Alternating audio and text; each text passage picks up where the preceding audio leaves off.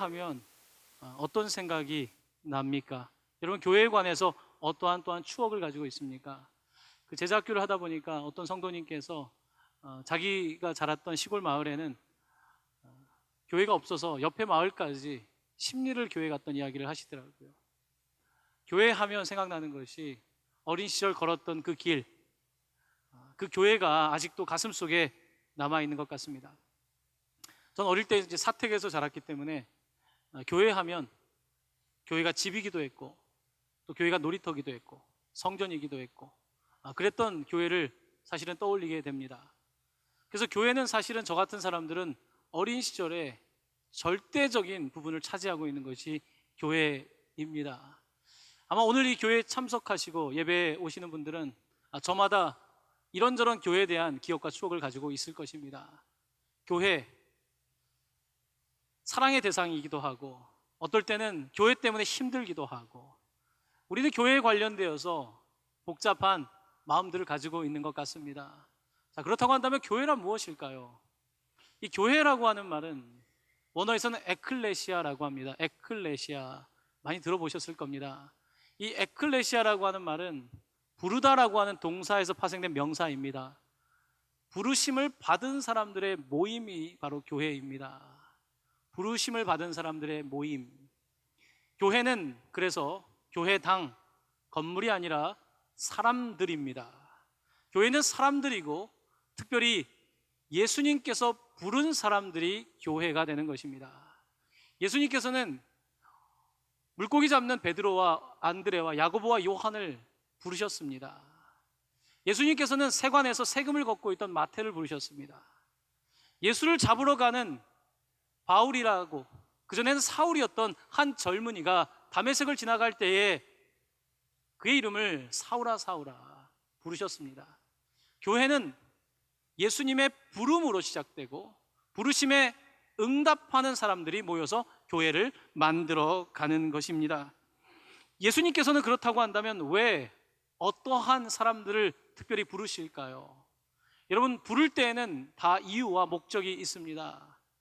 여러분 가정에서 아내가 여보하고 부르면 무슨 뜻입니까? 쓰레기 갖다 버리란 뜻입니다. 아내가 여러분에게 자기야 하면 무슨 뜻입니까? 백화점 가고 싶다는 이야기입니다.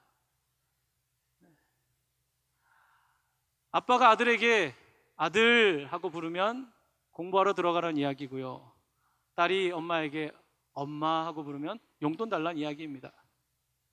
결국은 부를 때에는 거기에 이유와 목적이 있기 마련입니다. 예수님께서 사람을 부르실 때에 베드로야 요하나 부를 때에는 각자에게 그 부르심에 대한 이유와 목적이 있는 것입니다. 특별히 이 교회라고 하는 단어는 신약 성경에만 등장하고 있는 표현입니다. 이 교회라고 하는 단어가 가장 먼저 등장하는 것은 지난번 저희가 빌립보 가이사랴에서 베드로가 예수님께 주님은 그리스도이십니다, 살아계신 하나님의 아들입니다 라고 고백했을 때에 교회라고 하는 단어가 처음으로 등장하게 됩니다. 마태복음 16장 18절입니다. 우리 한 목소리로 봉독하도록 하겠습니다. 또 내가 내게 이르노니 너는 베드로라, 내가 이 반석 위에 내 교회를 세우리니 음부의 권세가 이기지 못하리라. 아멘. 베드로가 예수님을 주님이라고 고백했을 때에 부르심을 받았을 때 교회가 된 것이 아니라 그가 부르심을 받고 예수님을 제대로 인식하기 시작했을 때에, 그를 나의 삶의 주인으로 모시기 시작했을 때에, 예수님이 정말로 반석이 되실 때에 바로 그 자리에서 교회가 발생하는 것입니다. 그렇기 때문에 그냥 교회를 따라다니는 사람들끼리 교회가 되진 않습니다. 여러분, 개척교회를 시작하시는 분들이 그냥 예수님을 따라다니는 팬 같은 마음으로 교회를 시작하지 않습니다. 교회를 시작하려면 예수님이 주인이십니다, 예수님께서 이 세상의 주인이십니다라고 하는 고백 위에 교회를 세우는 것입니다. 예수님께서는 베드로를 부르셔서 특별히 그를 중심으로 해서 교회를 세우신 것을 보게 됩니다. 우리는 베드로를 통해서 교회가 지어졌다는 사실을 알고 있지만 사실은 자세히 보면 어떻게 예수님은 이 교회라고 하는, 예수님이 오신 목적이 교회를 세우는 것인데 어떻게 그와 같은 목적을 위해서 이렇게 취약해 보이는 한 인물을 선택하셨을까라고 우리는 반문하게 됩니다. 실수투성이었던, 감정을 조절하지 못했던, 뜨거웠다가 차가웠다가 신뢰할 수 없는 캐릭터를 가지고 있는 이 베드로를 부르시고 그에게 교회를 맡기신 것을 볼 때에 우리는 교회라고 하는 곳이 어떤 곳인가에 대한 본질적인 물음을 던질 수 있습니다. 교회란 엘리트 집단이 아닙니다. 예수님이 선택한 교회를 세우는 사람들은 절대로 당시에 엘리트들이 아니었습니다. 예수님께서 선택한 사람들은 평범한 사람들이었습니다. 평범한 사람들이지만 예수님께서 부르셨고 그 부름에 응답했기 때문에 그들이 은혜를 받고 주님으로 예수님을 삼고 교회를 세워가는 것입니다. 교회란 세상의 엘리트들이 모여서 만드는 것이 아니라 혹은 어떠한 정치적인 목적으로 세우는 것도 아니고 예수님에게 부르심을 받고 거기에 마음이 움직이고 그를 내 삶의 주인으로 모시는 사람들이 모여질 때 교회가 되는 것입니다. 그렇기 때문에 어떤 교회에는 어쩌면 모임은 있을지 모르지만 교회의 모습은 없을 수도 있고요. 어떤 곳은 너무나 예배당이 형편없을지 모르지만 몇 사람이 모여있지만 주님이 교회의 머리 되시기 때문에 교회가 되는 것을 보게 됩니다. 예수님께서는 이 교회를 향해서 뭐라고 말씀하셨습니까? 음부의 권세가 이기지 못할 것이다. 음부의 권세가, 어둠의 권세가 교회를 절대로 해칠 수 없다. 우리는 교회를 걱정합니다. 교회가 어떻게 될까 봐 걱정하지만 예수님께서는 예수 그리스도 위에 세워진 교회는 음부의 권세도 이기지 못한다라고 말씀하고 계신 것입니다. 북한에 있는 지하교회도 마찬가지입니다. 북한의 정권이 교회를 흐트러뜨릴 수는 없는 것입니다. 이슬람권의 기독교가 불법인 곳에서도 음부의 권세가 교회를 흔들 수가 없는 것은 교회가 정치력과 위대한 엘리트들을 가지고 있기 때문이 아니라 교회가 예수 그리스도 위에 세워진 교회이기 때문입니다. 우리는 이와 같은 교회를 주님의 교회라고 부르는 것입니다. 오늘 에베소 교회에 보내는 편지에서 사도 바울은 이 교회의 중요한 역할을 맡은 사람들에 대해서 이렇게 말합니다. 에베소서 4장 11절 말씀 우리 한 목소리로 봉독하겠습니다.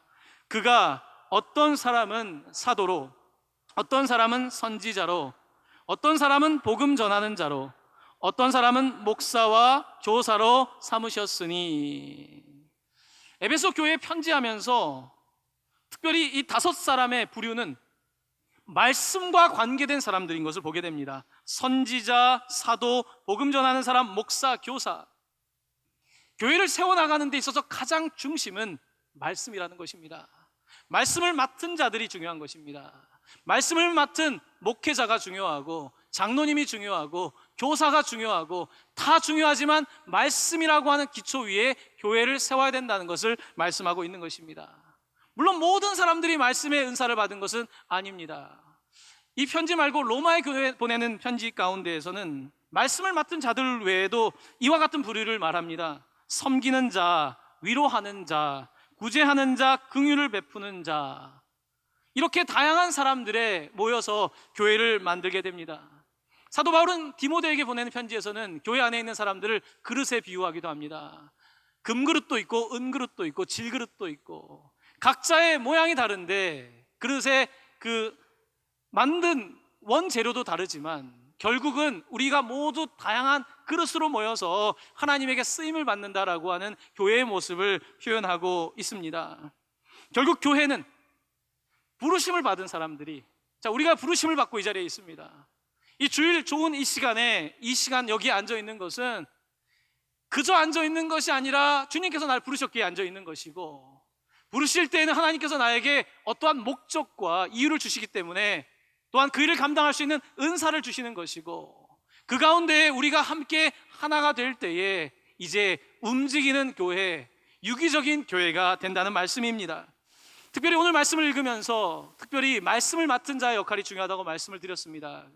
말씀의 기초 위에 세우지 않으면 교회가 쉽게 흔들립니다. 저희가 올해 나의 사랑하는 책이라고 하는 주제로 구약부터 신약까지 1년 동안 성경책을 그래도 이해하려고 하는 것은 우리가 교회를 세워나가는 데 있어서 말씀이 중요하기 때문입니다. 말씀을 모르면 다른 세상의 것이 들어오기 때문입니다. 말씀 위에 교회를 세워야 되는데, 그러므로 먼저는 말씀을 맡은 자들의 역할이 중요한 것입니다. 저희 교회 성도님 가운데 어릴 때 친구에게 전도를 받은 분이 있습니다. 그 성도님은 그 친구가 지금까지도 매일 아침 성경 말씀을 문자로 보내준다고 하더라고요. 나를 전도했던 그 친구가 지금도 나에게 말씀을, 한 번 전도자가 영원한 전도자로 그 성도에게, 이제 커서 아이의 아버지가 된 그분에게 문자를 보낸다는 이야기를 들으면서, 야, 참 말씀 제대로 배우셨구나, 참 부럽다. 전도하신 분도 부럽고 그 문자를 받는 분도 참 부러웠습니다.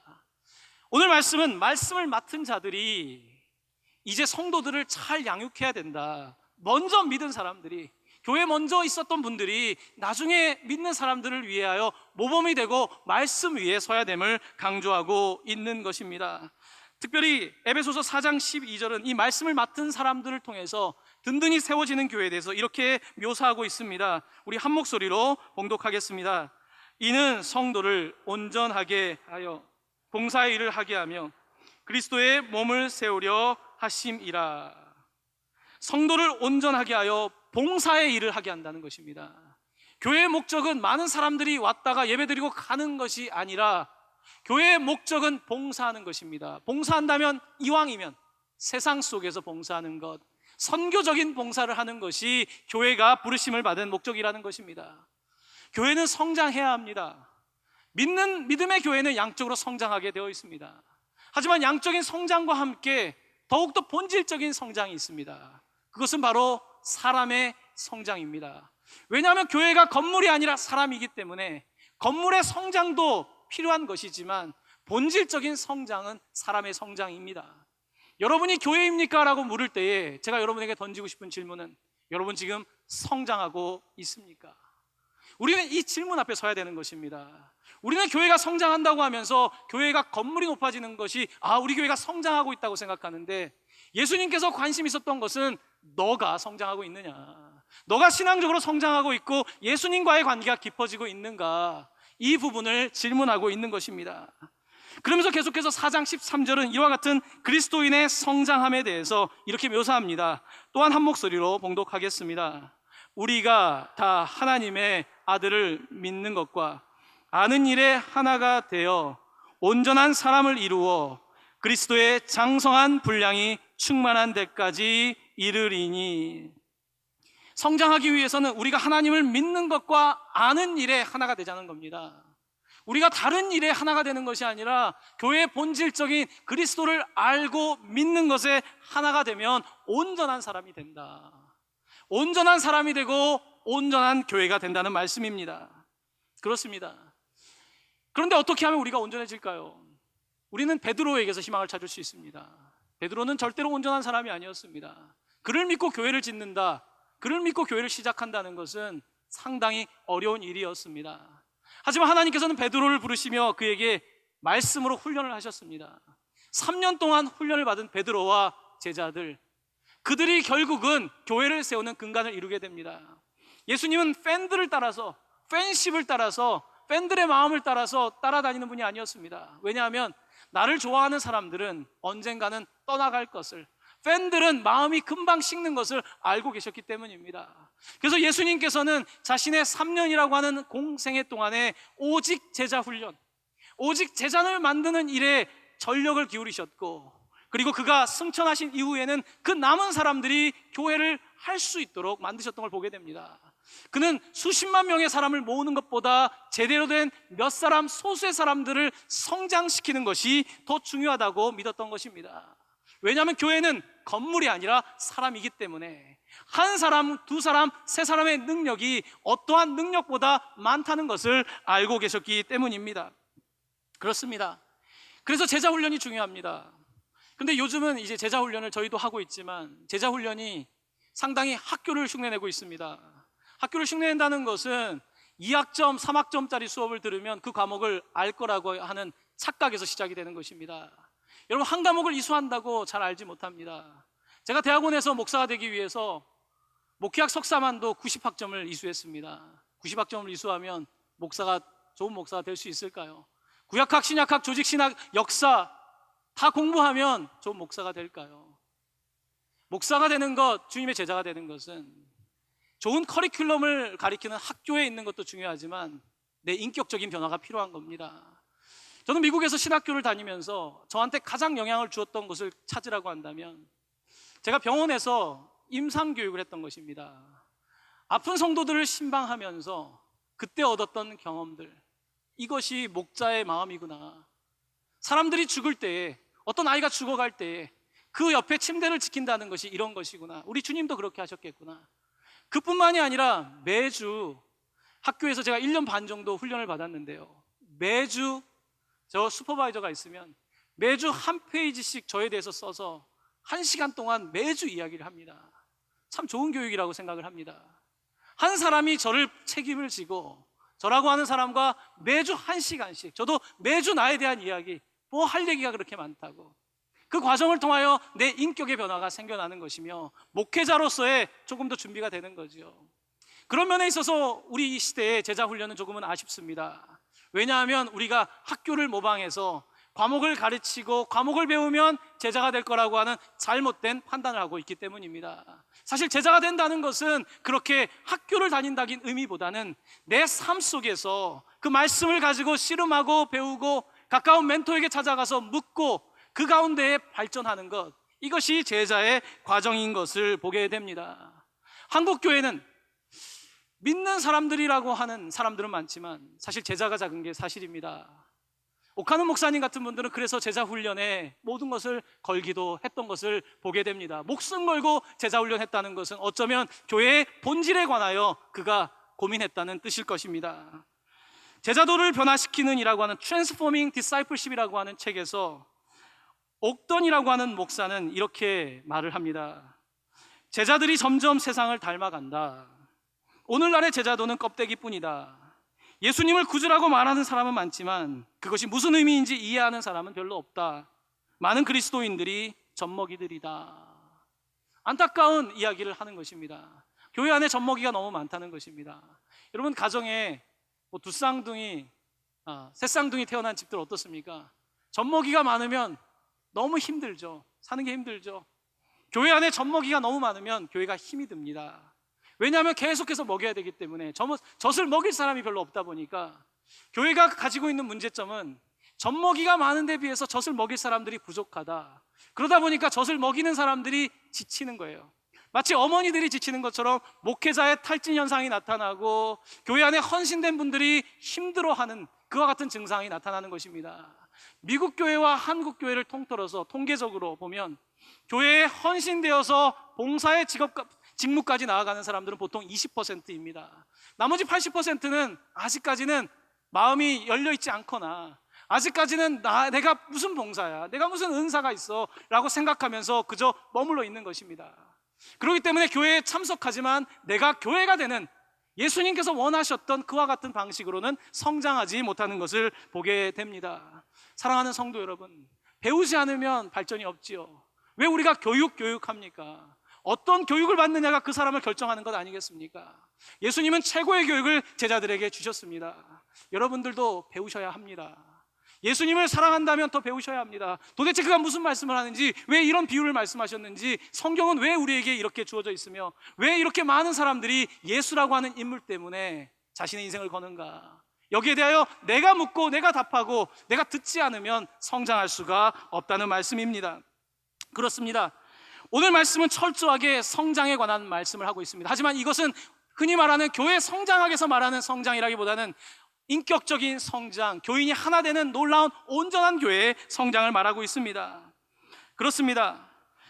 교회는 계속해서 믿고 그리고 그분을 아는 일에 하나가 되어서 성장해야 합니다. 그리고 계속해서 에베소서 그 다음에 15절 말씀 화면을 보면서 또 한 번 같이 읽도록 하겠습니다. 오직 사랑 안에서 참된 것을 하여 범사에 그에게까지 자랄지라. 그는 머리니 곧 그리스도라. 이제 사도 바울은 머리이신 그리스도를 말하면서 우리가 성장해서 그리스도까지 도달하자, 피가 통해도 거기까지 통하자, 호르몬이 가도 거기까지 가자라고 말하고 있는 것입니다. 그가 말하고 있는 것은 세 가지입니다. 하나님을 아는 것, 믿는 것, 행하는 것이 사랑 안에서 하나가 될 때에, 우리가 생각하는 것과 행하는 것을 묶는 그리스도의 사랑이 나를 하나가 될 때에 그때 나는 비로소 제자가 되고 우리가 제자가 되고 주님의 교회가 될 것이라고 우리는 그리스도에게까지 성장해야 된다라고 그는 말하고 있는 것입니다. 사도 바울이 사용한 교회에 관한 가장 위대한 비유입니다. 그는 교회를 당시에 사람들이 흠모할 만한 교회는 쉽게 이야기하면 태양과 같다, 별과 같다, 그렇게 비유를 하지 않고 너무나 단순하게 교회는 몸이다라고 말했습니다. 여러분, 이 비유는 가장 최고의 비유입니다. 왜냐하면 이 세상에 만들어진 것 가운데에 가장 위대한 작품이 우리 사람이기 때문입니다. 여러분, 사람의 몸을 우리는 이해하지 못합니다. 아무리 의학이 발전해도 정확하게 문제를 잡지 못하는 경우가 많습니다. 의사 선생님들이 말하는 것은 지금까지의 지식의 바탕을 둬서 주는 것이지 인간의 몸 전체를 이해하는 것은 아닙니다. 자, 몸에 관해서 말씀하시면서 우리 주님께서는 교회는 몸이다, 몸이라고 하는 겁니다. 몸은 유기적으로 연결되어 있는 겁니다. 몸이 유기적으로 연결되어서 움직이는 것이 교회다. 그리고 그 움직이는 것을 통제하는 통제권자는 바로 예수 그리스도다라고 말씀하고 있는 것입니다. 그렇습니다. 교회가 살아있는 유기체가 되기 위해서는 저희들이 조심해야 되는 것들이 있습니다. 어떤 목사님이 이제 유럽에 죽어가는 교회들의 역사를 바라보면서 이런 이야기를 합니다. 제가 벌써 15년 전에 유럽에 배낭여행을 갔을 때만 해도 보통 약 4,000명 정도 모이는 대단한 성당들 많습니다. 3,000, 4,000 모이는 그 큰 성당에 평균 출석률이 28명입니다. 제가 당시 15년 전에 갔을 때 28명 정도가 주일날 그 거대한, 여러분이 교과서에서 보는 성당에 28명이 미사를 드리는 것을 저는 똑똑히 보았습니다. 왜 교회가 그렇게 죽어가게 되었는가? 그 목사님은 이렇게 말합니다. 예수님께서는 자신이 메시지가 되어서 사람에게 관심을 기울였다는 겁니다. 사람을 변화시키서 애를 썼는데 교회가 성장을 하다 보면 사람에게 관심을 갖는 것이 아니라 사역에 관심을 갖는다는 것입니다. 사람이 아니라 사역. 사역에 관심을 갖다 보면 어떻게 되냐면 사역을 하기 위해서 사역을 조정해야 되다 보니까 위원회가 생겨납니다. 이런 위원회 저런 위원회가 생겨나면서 사람들이 토론하고 민주적인 과정을 통해서 발전하는 것 좋습니다. 하지만 위원회가 되기 시작하면서 어떤 문제가 발생하냐면 유기적인 조직이 아니라 몸이 딱딱해지기 시작한다는 것입니다. 몸이 마치 제식 훈련을 하듯이 자연스러운 움직임이 아니라 기계적인 움직임이 되면서 교회가 살아있는 유기체가 아니라 위원회에 의해서 사람에 의해서 움직이는, 각자가 자기의 위원회끼리 움직이는, 머리가 통제하지 않는 그런 죽어가는 교회가 된다고 지적하는 것입니다. 사랑하는 성도 여러분, 많은 교회가 지금 잘못된 은유를 가지고 있습니다. 잘못된 은유는 교회가 위원회 조직이라는 은유입니다. 교회는 몸인 것입니다. 교회는 그리스도의 몸인 것입니다. 역동적인 몸이며 거기에 그리스도의 능력이 임하지 않는 이상은 어떠한 사람들이 만든 것도 제대로 작동할 수가 없다는 사실입니다. 오늘 말씀 마지막 에베소서 4장 16절의 말씀을 우리 함께 봉독하도록 하겠습니다. 그에게서 온 몸이 각 마디를 통하여 도움을 받음으로 연결되고 결합되어 각 지체의 분량대로 역사하여 그 몸을 자라게 하며 사랑 안에서 스스로 세우느니라. 아멘. 마지막에 스스로 세우느니라. 스스로 세우느니라. 교회는 사람들이 자신의 능력으로 세우는 것이 아니라 우리가 그분의 몸이 될 때에 스스로 세워지는 것입니다. 교회 성장은 억지로 하는 것이 아니라 스스로 되어지는 것, 이것이 놀라운 교회의 비밀이며 교회는 2000년 동안 그런 방식으로 성장해 왔다는 사실을 여러분 기억하셔야 되는 것입니다. 그렇습니다. 우리는 교회입니다. 건물이 교회가 아니라 건물은 교회의 당이고 예배의 당이고 저희가 교회인 것입니다. 여러분과 제가 교회이며 결국은 여러분과 제가 성장하지 않는 이상은 더 이상 교회 성장은 이루어지지 않습니다.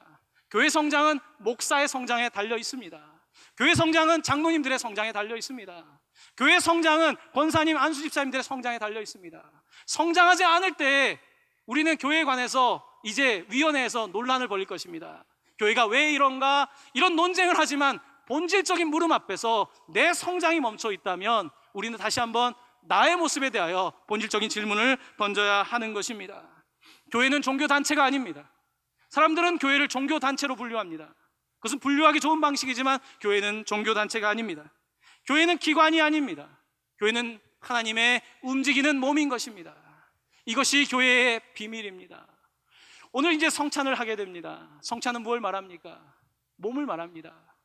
예수 그리스도의 몸과 피를 말하는 것입니다. 그분의 살과 피, 그가 이 땅에 오신 것은 기관을, 종교 단체를 만들기 위한 것이 아니라 자기 자신을 내어주기 위함이었습니다. 이어령 고스는 그의 책에서 이런 말을 합니다. 빵이 떡으로 번역될 때, 우리나라 말로 거기에 잃어버린 의미가 있다고 말합니다. 빵이라고 하는 것은 유대인들이나 아니면 서양 사람들의 주식입니다. 근데 우리나라에서는 떡은 뭡니까? 웬 떡이야? 이건 뭡니까? 떡은 아무나 먹는 게 아니었습니다. 떡이라고 하는 것은 여러분, 오늘 성찬이 특별한 거라고 생각하신다면 오산입니다. 성찬의 의미는 특별한 음식을 먹는 것이 아니라 매일매일 먹어야 되는 음식을 뜻하는 것입니다. 매일 먹는 밥인 것입니다. 어쩌면 이 빵을 번역할 때에 더 좋은 번역은 밥일지도 모릅니다. 이것은 너희를 위한 나의 몸이다. 너희를 위한 밥이다. 한 번 특별하게 먹는 떡이 아닙니다. 우리 한국 문화권에서 포도주를 잘 먹지 않았습니다. 어쩌다가 먹는 포도주가 아닙니다. 그들은 매일 먹었던 밥과 음료였던 것을 보게 됩니다. 사랑하는 성도 여러분, 우리는 오늘 이 떡과 잔을 받습니다. 이것은 우리에게 살아있는 예수 그리스도의 능력인 것입니다. 여러분들이 이것을 받을 때에 받지만 마시고 여러분도 교회의 몸이 되시기를 바랍니다. 몸이 되는 놀라운 은혜가 여러분들 가운데 임하기를 간절히 축원합니다.